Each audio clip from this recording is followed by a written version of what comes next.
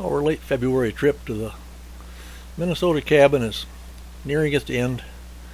We've been very fortunate. We've been up here for a week, and every night we've had stars like this. Two of us have slept out all the time. It's been really nice to go out there and just sleep under the stars. Every time you wake up, you look up and you see that really nice black sky with all those stars dotted in there. And now, I don't want you to confuse what we're doing with real winter camping, because every morning all we have to do is get out of our bag, slip our shoes on if we want to, and tiptoe into a nice warm cabin where Kevin has kept the wood stove going for us all night. And there's no comparison to that, to getting up in the morning at below zero and starting to make breakfast. We've been really good on weather up here. This is our coldest morning. Real nice and clear last night. I put an extra pad on last night underneath, because you do lose a lot of heat down below, and it really made it nice. I didn't realize it had dropped down to 10 below Fahrenheit, because I was warmer than I was at 0 and 10 above Fahrenheit. Now Jim here, he must not hear the ravens calling. Must not know the coffee's done. He's there in his cocoon. And he's been in that cocoon for 11 hours. So he must be pretty warm too. So poor Kevin down there, he doesn't drink coffee. Mm-hmm. So he has no reason to get up in the morning. It's kind of funny about a non-coffee drinker, but he's been in his cocoon for 11 hours too, and I don't really think we're working that hard up here. Oh no. Maybe this is why these guys are sleeping so good. I hadn't checked the level of the bottle lately. How's it going, everybody? Here Jim comes in. Out there last night. It was 10 below 0 out there last night, Jimbo. It was chilly. Felt good though. I was exceptionally warm last night. I could not believe it was that cold when I got up. Oh, this heat feels good. It's nice to be able to walk into the cabin. I mean, Kevin did do that. He did keep the fire going all night really well. So get right over there. The coffee's ready. Nice job, Kevin. Yeah. Coffee's on the... I smell coffee. It's ready. Oh, God. Get some of that liquid gold down my throat. Hey, Jim, I was looking at our little liquid refreshment here on the bottle, a little Jameson on the back table. Oh, we forgot about that. Did you forget? I thought maybe that's why you slept so good last night. Oh.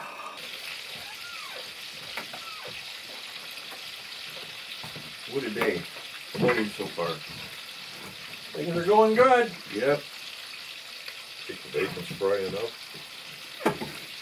You know, Bacon sizzling away over here. actually, the bacon smells good. After being outside all night and breakfast in the morning, hot bacon. Check this out. Bacon hors d'oeuvres, standard at camp.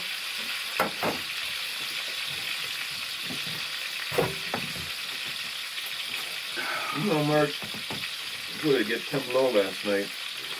And I'm sitting there in that sleeping bag thinking about Bonnie's cherry pies. Oh, don't bring up the cherry pies again. They're pretty good.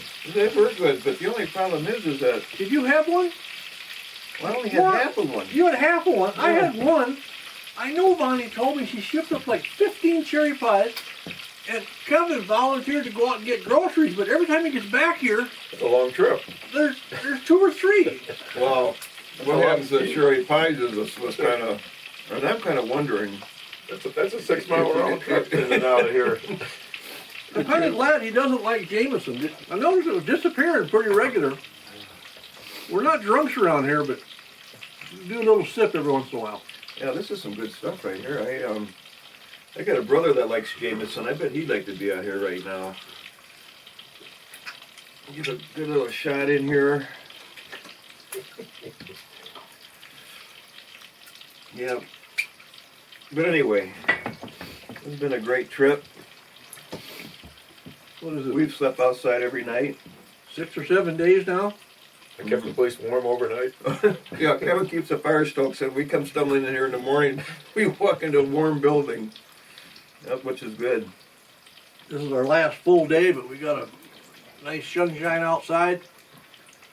We have some bacon and eggs for breakfast, and lunch we got some leftover chicken to heat up, and I think there's even a few brats left out there. But there's no cherry pies. The cherry pies are 3 miles away. I might run into the car today and get some of them. Well, but you'll go get them, but will they make it out here? Well, that's a chance you take. Well, anyway, it's been good. Yeah, it sure has. Yeah, sure has. Weather's been. I might want to add right here that with that new machine we have, that our new snow dog, that these trips out to the vehicle for pie are probably going to be a lot more productive. We're not going to have near as many being consumed on the way back in, and we'll really be able to up our pie control. I know that. So everybody out for a hike, it's a good time to take a little sponge bath, get cleaned up with some privacy. Be heading home tomorrow. Actually, this is my second bath of the week, so I'm doing pretty good. Heat a little water up, get cleaned up so we don't smell anybody out on the way home if we stop for a good meal. Whiskers all off, get dried off, head out for another hike.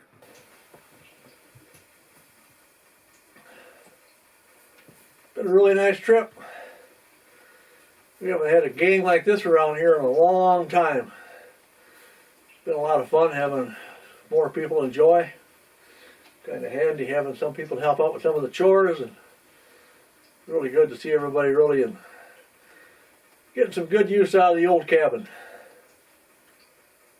Obviously we can't keep it quite as neat with that many people around. We just have too much gear, but as I said before, the sleeping bags hanging back here, we bring them in the daytime to dry them out because they get really wet around where we're breathing, and then we start off fresh the next night, and we've been doing really good on that. We've had some enjoyable nights out. The stars have been out every night. A few nights are only out half the night, but we come up here and then we come up here with no moon, and now there's starting to be a little sliver show up, but it's almost set by the time we go to bed. So we have that dark, inky sky in the north, and it's one of the good reasons to come north in February. Nice black skies, pick out the time with no moon. There were a lot of wolf tracks when we came in, but we haven't heard any wolves howl. That was one thing that, well, maybe tonight yet. We have one more night to be out there and maybe hear some wolves howling, but usually in late February, that's a pretty good chance you're going to do that. But it's been really nice. The northern lights have just started to flicker a lot of times, and the skies had kind of a red cast to it up there oftentimes, but maybe while we've been sleeping, they flashed out better, but that's been real minor this trip. But all in all, it's been good. The other guys are still out hiking. I think most of them are. I think both guys are just hiking now. We put the skis up on the wall because the track is so hard and icy too that the skiing isn't the way to go. But they're out exploring. Beautiful morning. It's really nice out there. The sun's shining. I told them to be back around 1:30, and we're going to fix up some lunch. We got some leftover chicken in a cast iron pan. I'll put some water in that, and I'll steam that.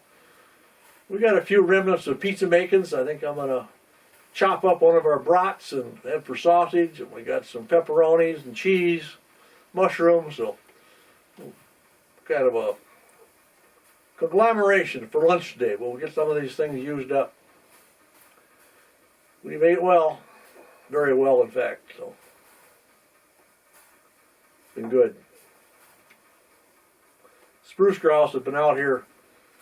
I think every morning we've had spruce grouse around, and the one morning I got those really nice shots because that one was, I think he felt romance was in the air, and so he was really strutting his stuff and posing and let me get pretty close. Gray jays, of course, Jim's been taking care of them, feeding them well. Between the stack of old pancakes and 2 chicken carcasses this week, they've been eating high on the hog.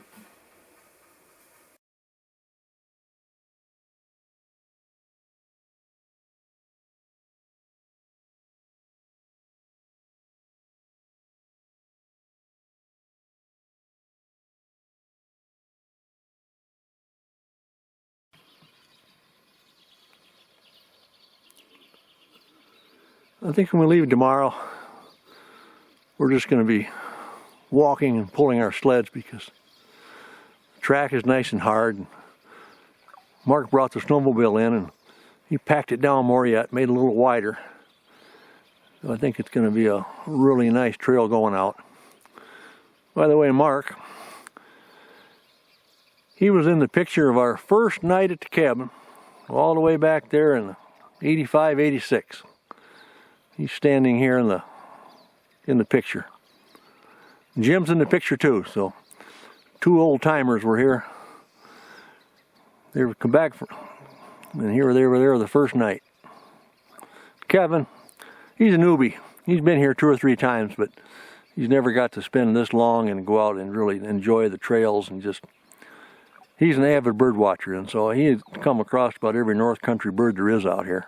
It's been a really good treat for him this week. Mark is standing on the left, and then there's a boy, a grown man now. He hasn't been back 20-some years since he was up here with his fiance. And then sitting down at the light shining on his face, that's, of course, that's my late friend Hawk. And then on the right, that's my friend Jim, much younger days.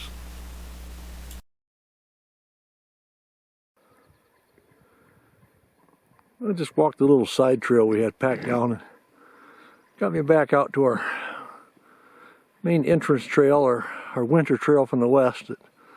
That's the one Mark followed us in on and got our trail packed down better yet with the snowmobile. Going through here, it looked like it was a little dicey, but then again, the snow was drifted up probably 3 feet deep and it's kind of rolling. But otherwise, I think everything went really well.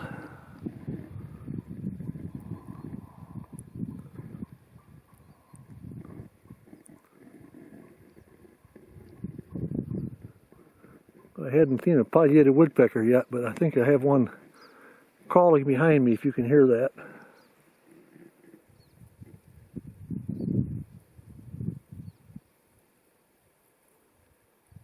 Well, I guess he decided to quiet down.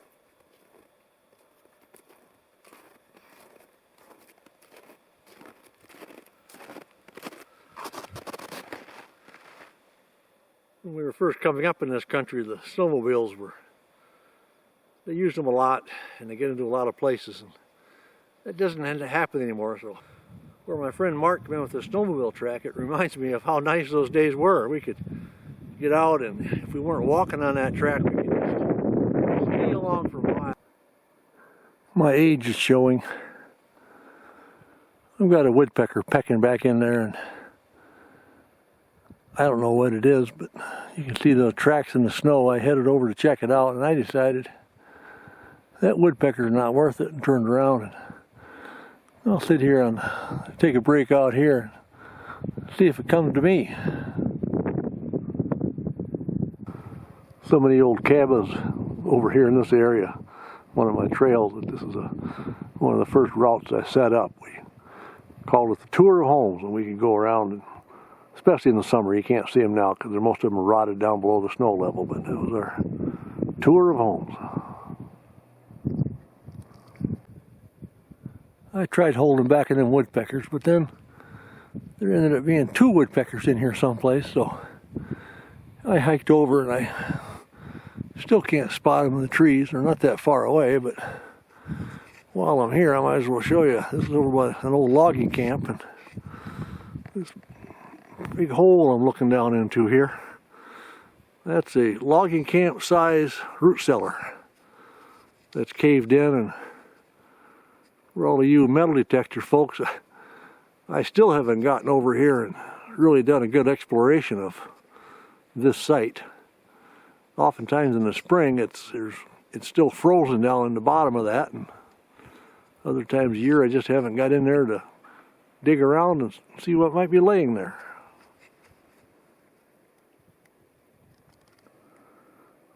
I still haven't spotted the woodpecker, but it's pretty obvious this is a pileated woodpecker. As we drop right down here, only about 6 feet down, you can see with the size of those chips that wasn't a downy woodpecker doing that. And he was low enough, no wonder I kept staring at the treetops trying to find him. He probably flew away low. Well, the trip's all over. We're on our way out. And we have this one final treat. This is the last mile out to our vehicle down through these cedars, and got a nice hard pack, so the sleds are going good.